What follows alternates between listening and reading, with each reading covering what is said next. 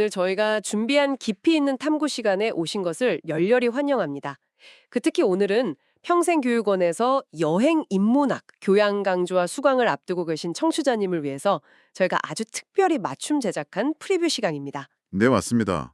본격적으로 강의실 문을 열고 들어가시기 전에 이 자료가 품고 있는 방대한 철학 그리고 매력을 미리 짚어보는 일종의 지도가 되어줄 시간이죠. 네, 그래서 오늘 저희가 집중적으로 파헤쳐볼 자료가 바로 그 국립공주대학교 이용근 교수가 집필한 여행 인문학 교재입니다. 수강을 앞두신 분들은 이미 어느 정도 짐작하시겠지만요. 이게 단순히 어디로 떠나서 무엇을 먹고 어떤 예쁜 사진을 남길 것인가 이런 걸 다루는 뻔한 실용서가 아니잖아요. 전혀 아니죠. 사실 이 책은 21세기 여가 시대라는 거대한 흐름 속에서 우리는 왜 낯선 곳으로 몸을 던져야만 하는가, 또 어떻게 여행할 것인가, 이런 아주 본질적인 생존의 철학을 묻고 있는 책입니다. 맞아요. 그래서 저도 자료를 읽으면서 되게 놀랐던 게 이 책을 제대로 이해하려면 그 저자인 이용근 교수의 독특한 이력부터 좀 짚고 넘어가야겠더라고요. 네, 그 부분이 아주 흥미롭습니다. 단순히 상하탑에만 머무는 그런 학자가 아니시거든요. 스위스 그랜드 호텔에서 현장 실무를 직접 거치셨고 관광경영학과 교수로 재직하시면서 국내 최초로 여행학개론이라는 수업을 개설하신 분입니다. 아, 국내 최초요? 진짜 현장과 이론을 다 겸비하신 분이네요. 그렇죠. 여기서 끝이 아닙니다. 더 놀라운 건 이분이 스트레스로 인한 현대인의 병을 여행으로 치유하는 여행치유사이자 국악 호흡 명상법까지 직접 개발하신 명상 전문가라는 점이에요. 와, 진짜 이력이 다채로우시네요. 이런 다양한 경험과 철학들이 책 곳곳에 아주 깊숙하게 스며들어 있는 거군요. 맞습니다. 그래서 오늘 우리의 미션은 아주 분명합니다. 수강생이시기도 한 오늘 이 방송의 주인공 청취자님께서 당장 이 책의 첫 페이지를 넘기고 싶어질 만큼 여행을 통해 우리 삶을 창조적으로 변화시키는 방법, 그 묵직한 정수들을 온전히 추출해내는 겁니다. 네, 좋습니다. 그럼 바로 본격적으로 들어가 보죠. 제가 이 자료들을 쭉 훑어보면서 가장 먼저 시선이 확 멈춘 곳이 다름 아닌 제1장의 제목이었어요. 헤어지는 연습을 하자. 제1장부터 아주 강렬하죠. 네, 그러니까 보통 여행이라고 하면 새로운 인연이나 낯선 풍경과의 만남 아니면 막 설렘 이런 걸 먼저 떠올리게 마련이잖아요. 그런데 저자는 아주 역설적이게도 이별, 그 헤어지는 연습부터 배워야 한다고 화두를 던집니다. 우리가 왜 떠남에 앞서서 이별부터 하는 걸까요? 여기서 우리가 주목해야 할 지점이 바로 현대사회의 본질을 꿰뚫어보는 저자의 날카로운 통찰입니다. 지금 우리가 살아가는 이 21세기는 모든 것이 빛의 속도로 변하는 이른바 일시성의 사회거든요. 아, 일시성의 사회요. 모든 게 금방 나타났다 사라지는 그런 건가요? 맞습니다. 어제 새로웠던 기술이나 지식이 오늘 바로 낡은 것이 되고 수많은 인연이나 사물, 심지어 직업조차 순식간에 나타났다 사라지죠.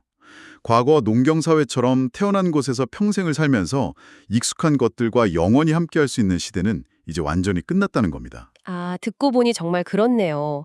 평생 직장이라는 말도 옛말이 된 지 오래잖아요. 그렇죠. 이렇게 변화의 파도가 거센 시대에는 익숙한 것들이 내 곁을 떠나갈 때 그냥 수동적으로 슬퍼하고 상실감에 빠져 있기보다는 능동적으로 이별하는 법을 훈련해야만 온전히 생존할 수 있다는 게 저자의 핵심적인 주장입니다. 능동적으로 이별하는 법? 아, 그러니까 배낭을 메고 낯선 곳으로 떠나는 그 여행이야말로 안락하고 익숙한 내 일상과 주도적으로 이별해보는 가장 완벽한 예행 연습이 된다는 거군요. 정확합니다.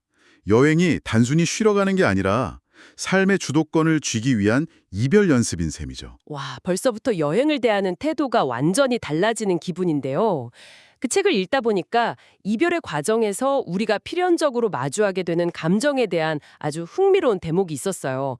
바로 외로움과 고독을 명확하게 구분하는 부분이었는데요. 네, 아주 중요한 포인트를 짚어주셨습니다. 보통 누군가 혼자 여행을 간다고 하면 우리 주변에서 야, 너 혼자 가면 외롭지 않냐? 이렇게 묻는 게 되게 자연스러운 반응이잖아요. 그런데 저자는 이 두 감정을 완전히 다른 차원의 것으로 설명하더라고요. 일상적인 대화에서는 우리가 두 단어를 막 섞어서 쓰지만 철학적으로 이 둘은 정말 하늘과 땅 차이입니다. 책에서는 외로움을 내 안에 무언가가 빠져나가서 생기는 상실과 비움의 감정으로 정의합니다. 상실과 비움이요? 네, 즉 타인이나 익숙한 환경에 의존하던 내가 홀로 남겨졌을 때 느끼는 고통과 결핍인 거죠. 반면에 고독은 완전히 다릅니다. 고독은 타인의 간섭이나 세상의 소음 없이 오롯이 나와 대면하면서 내면을 채우는 감정입니다. 아, 결핍이 아니라 오히려 채우는 거군요. 그렇죠. 결핍이 아니라 오히려 창조적 에너지가 끌어오르는 충만의 상태를 의미합니다. 독일의 대문호 괴테가 영감을 받는 것은 오로지 고독 속에 있을 때만 가능하다고 말했던 것처럼요. 저자는 나홀로 떠나는 여행이야말로 이 수동적인 상실감인 외로움에서 벗어나서 진정한 나를 만나는 고독을 배우는 가장 훌륭한 학교라고 강조합니다. 진짜 매력이 발휘되잖아요. 이런 무거운 철학적 개념들을 그냥 지루한 이론으로만 나열하는 게 아니라 실제 이용근 교수님의 수업을 들었던 학생들의 생생한 체험기를 통해서 풀어낸다는 점이요. 네, 이론과 실제가 아주 절묘하게 만나는 지점들이죠. 저는 개인적으로 조혜진 학생의 에피소드가 유독 기억에 남아요. 이 학생이 수업을 듣고 나서 무슨 거창하게 해외여행을 다녀온 게 아니잖아요. 그냥 무작정 서울숲이랑 한강 일대를 발에 물집이 잡히도록 걸었다고 하죠. 맞아요. 그냥 일상적인 공간을 걸은 거죠. 네. 근데 그러고 나서 엄청난 깨달음을 얻습니다. 선택한다는 건 도전한다는 것이다. 이렇게요.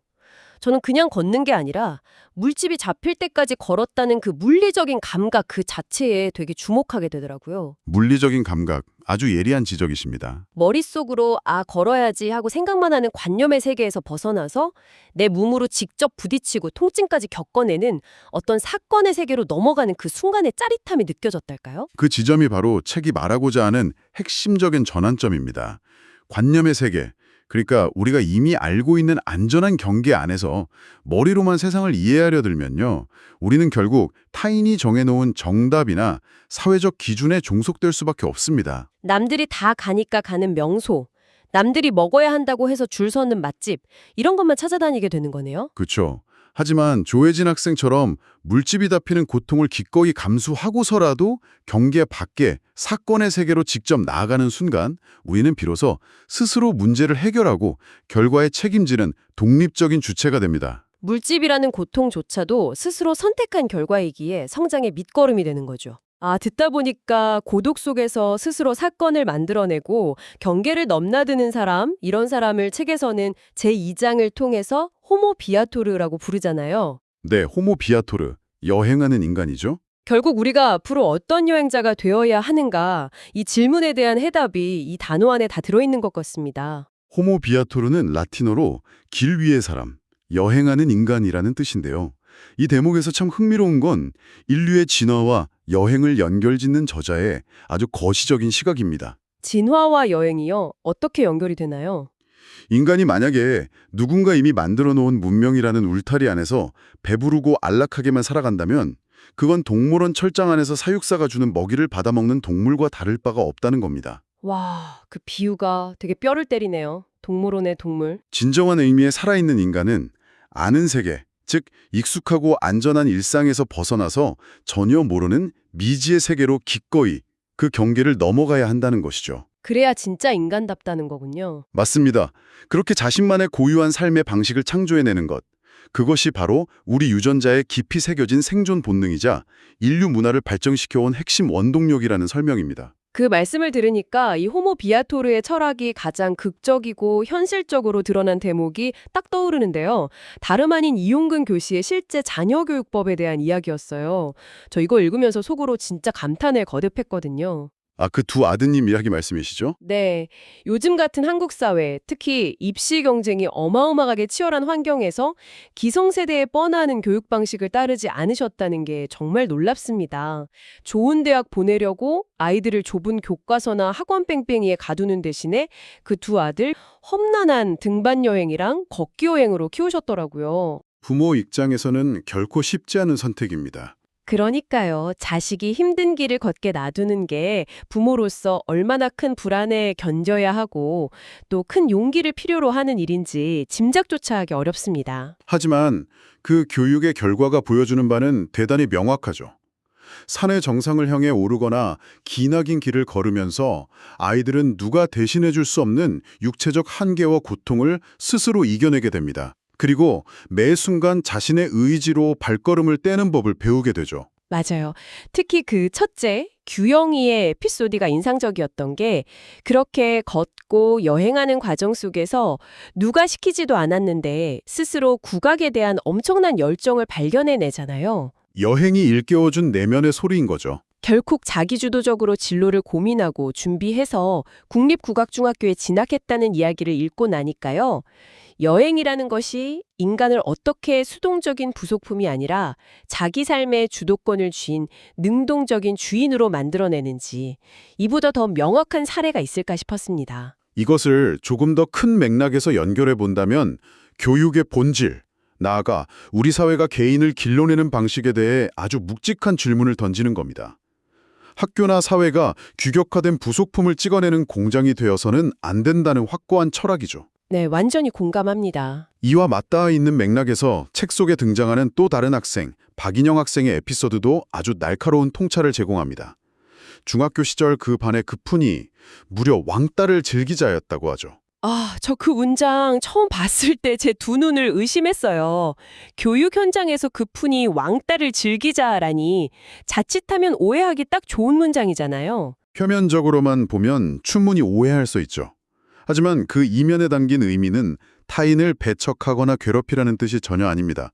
오히려 타인의 시선이나 집단의 규칙, 무리의 압력에 얽매여서 억지로 나를 깎아내리며 끌려다니지 말라는 아주 강력한 메시지입니다. 아, 무리에 휩쓸리지 말라는 뜻이었군요. 네, 기꺼이 혼자가 되어서 자기 내면에 온전히 집중하는 경험을 해보라는 뜻이었죠. 청취자 여러분도 공감하시겠지만 21세기를 살아가는 현대인들에게 가장 큰 질병 중 하나가 바로 무리 속에서 인정받으려는 맹목적인 인정 욕구입니다. 타인에게 소외되는 것을 두려워하지 않고 혼자 있는 고독을 즐길 줄 아는 단단하고 독립적인 자아를 형성하는 것. 그것이 바로 앞서 말한 호모 비아토르로 살아가는 필수적인 첫걸음이라는 의미입니다. 타인의 욕망을 내 욕망으로 착각하지 말라. 이렇게도 들리네요. 결국 이런 독립적인 자아를 갖추게 되면 우리가 세상을 살아가는 방식이나 여가를 즐기는 방식 자체가 완전히 달라질 수밖에 없겠죠. 자연스럽게 저희의 탐구도 제3장의 핵심으로 넘어가게 되는데요. 네, 제 3장부터는 시야가 훨씬 더 넓어집니다. 여기서부터는 소유의 시대에서 경험의 시대로 시선이 확 확장되더라고요. 미래학자 롤프 앤센이 예견한 드림 소사이어티, 그리고 요즘 흔히 말하는 디지털 노마드의 삶이 등장합니다. 아주 중요한 변화죠. 우리가 과거에는 뼈 빠지게 돈을 모아서 서울에 아파트 한 채, 번듯한 자동차 한 대를 소유하는 걸 평생의 꿈이자 성공의 척도로 삼았잖아요. 하지만 이제는 이탈리아의 이름 모를 작은 마을에서 한 달 살기를 하면서 현지인처럼 시장을 보고 피자를 구워보는 그런 경험 자체가 아파트 소유보다 훨씬 더 가치 있고 내 삶을 풍요롭게 만드는 시대가 왔다는 거죠. 정확합니다. 이것을 인간 본성의 진화 과정으로 설명하자면요. 자본주의가 만들어낸 호모 레버란스, 즉 오로지 생존을 위해 노동만 하는 인간상에서 벗어나는 과정이라고 볼 수 있습니다. 책에서 호모 레버란스라는 단어를 딱 볼 때 묘하게 뜨끔하더라고요. 청취자 여러분도 가끔 쳇바퀴 도는 기계처럼 느껴질 때가 있으시잖아요. 평생 일만 하도록 설계된 것 같은 피로감이 몰려올 때 저자는 우리가 진정으로 지향해야 할 모습이 호모 루덴스, 즉 놀이와 유희를 즐기는 인간이라고 짚어줍니다. 이 대목에서 여행의 패러다임이 확 바뀌는 것 같아요. 맞습니다. 호모 루덴스로서의 삶을 제대로 이해하기 위해서는 이 책의 철학적 깊이를 한층 더해주는 가장 아름답고 중요한 고대 그리스 철학의 개념을 빌려올 필요가 있습니다. 아, 그리스 철학이요? 네, 아리스토텔레스의 철학인데요. 이 부분은 수강을 앞두신 분들께서 강의실에서도 아마 가장 주의 깊게 들으셔야 할 핵심 뼈대 중 하나일 겁니다. 아리스토텔레스는 인간의 활동을 크게 두 가지로 나누어 질문을 던집니다. 우리의 삶, 그리고 우리의 여행은 과연 키네시스입니까? 아니면 에네르게아입니까? 와, 키네시스와 에네르게이아? 이 두 개념이 책의 철학적 클라이막스라고 해도 과언이 아니죠. 용어가 조금 낯설게 느껴질 수도 있는데 이 개념들이 우리가 흔히 떠나는 여행의 방식과 어떻게 연결되는지 조금 더 알기 쉽게 풀어주시면 좋을 것 같습니다. 아주 일상적인 비유를 들어보겠습니다.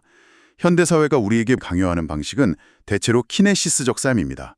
키네시스는 어떤 최종 목적지에 도달하는 것만이 유일한 목표자 가치인 상태를 말하거든요. 목적지가 전부인 거군요. 네, 그 목적지에 도달하기까지의 과정은 그저 빨리 해치워야 할 지루한 노동이거나 희생해야 할 시간에 불과하죠.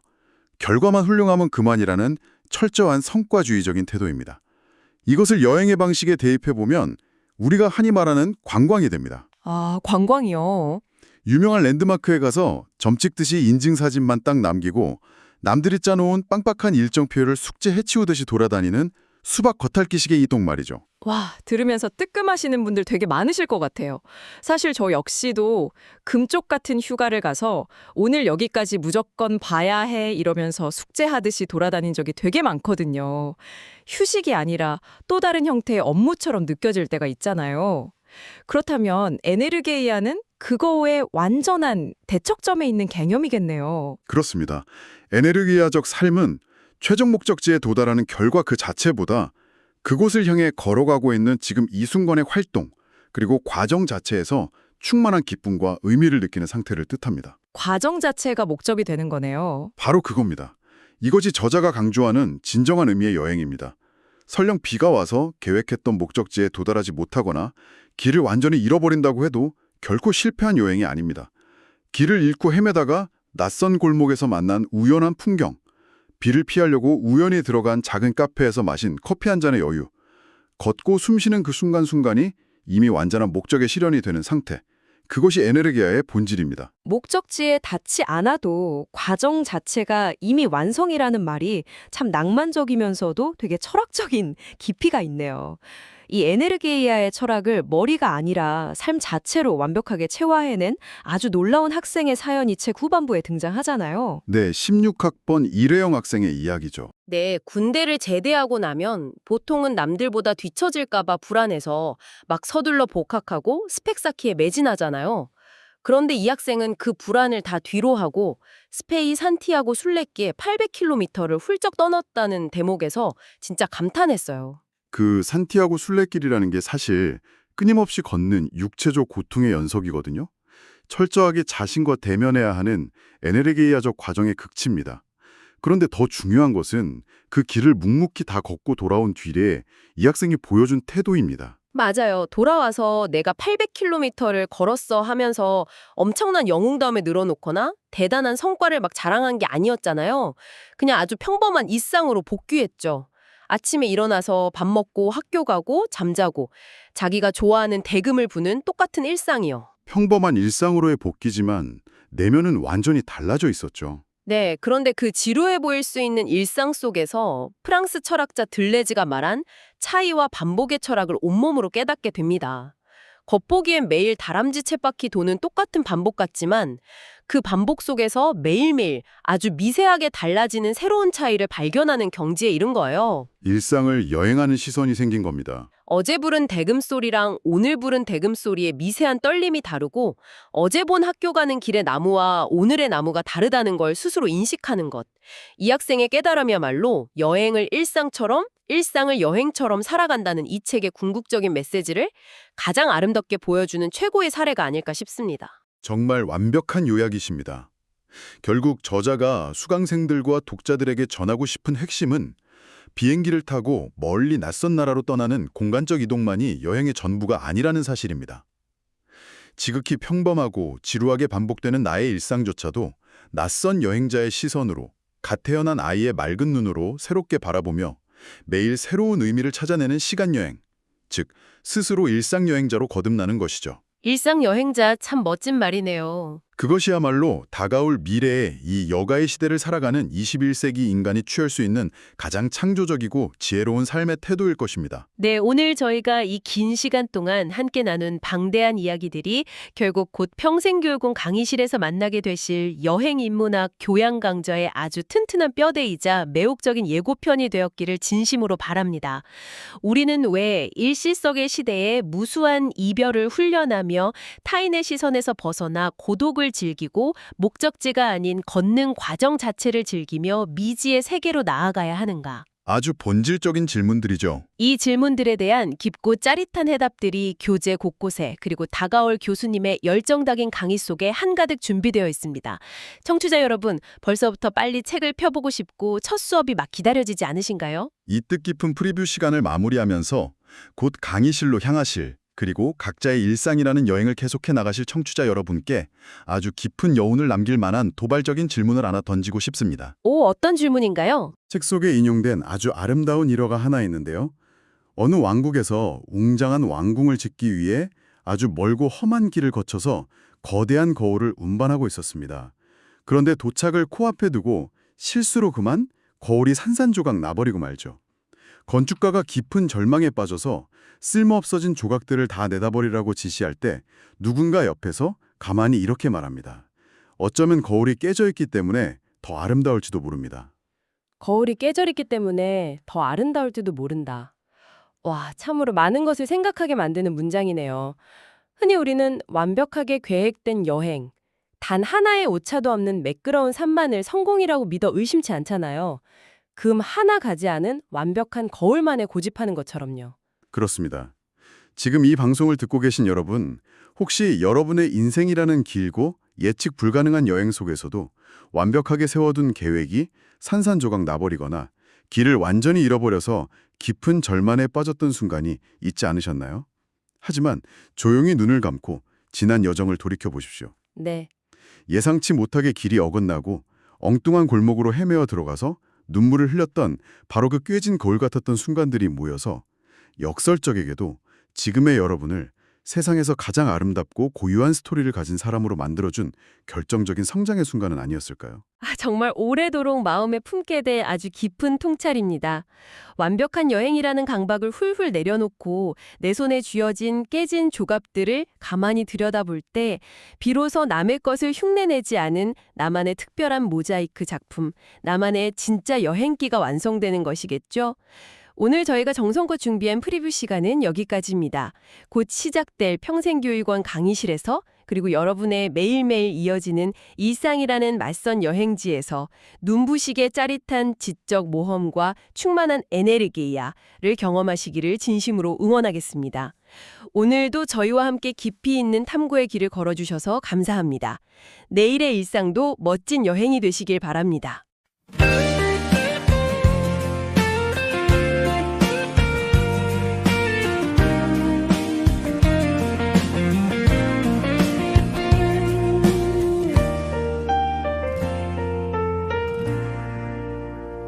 매일 똑같은 교실 남들이 정해놓은 정답들 혹시 누군가 그려놓은 지도 위를 걷고 있지 않니 우물안 개구리처럼 좁은 하늘만 바라보다가 진짜 네가 피우고 싶은 꽃이 뭔지 잊어버린 건 아닐까 익숙하고 편안한 안전지대를 이제는 벗어나 두려움 반 설렘 반 무거운 책가방 대신 배낭을 메고서 머리로만 아는 관념의 세계를 넘어 직접 부딪히는 사건의 세계로 한 발짝 내디뎌봐 진짜 나를 만날 시간이야 We are homo viator 우린 여행하는 인간들 길을 잃고 헤매도 괜찮아 원래 인생엔 정답이 없으니까 비싼 걸 소유하기보단 낯선 길을 경험하며 수많은 시행착오 속에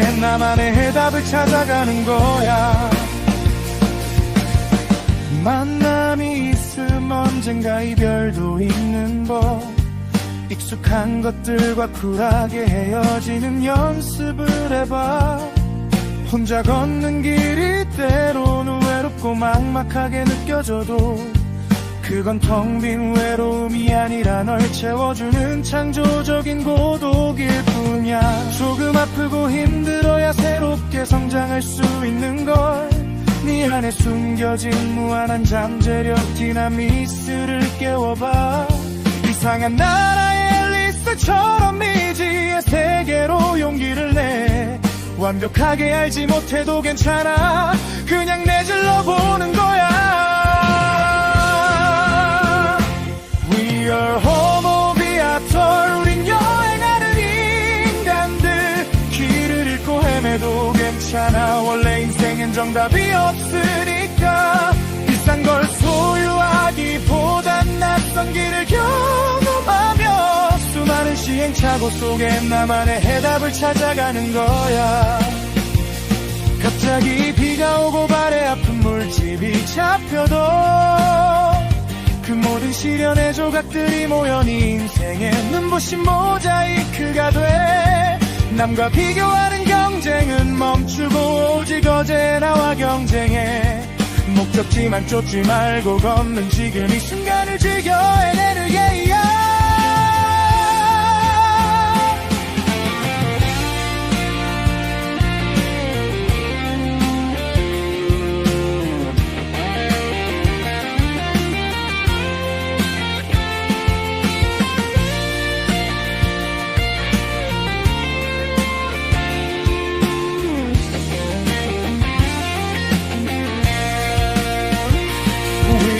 호모비아털 자유롭게 깨어난 우리들. 실패를 두려워하지 마. 그조차 널 강하게 할 선물이니까. 세상이 정해놓은 거창한 길보다 네 두 발로 걷는 이 길이 바로 너의 나침반이 될 거야. 진짜 나를 찾는 여행기. 그래 시작이 반이야. 일단 문을 열고 나서봐. 떠나야만 비로소 온전한 나로 돌아올 수 있는 법. 수동적인 노예가 아닌 내 삶의 진짜 주인이 되어 오늘도 걸어가자. 너만의 새로운 길 위.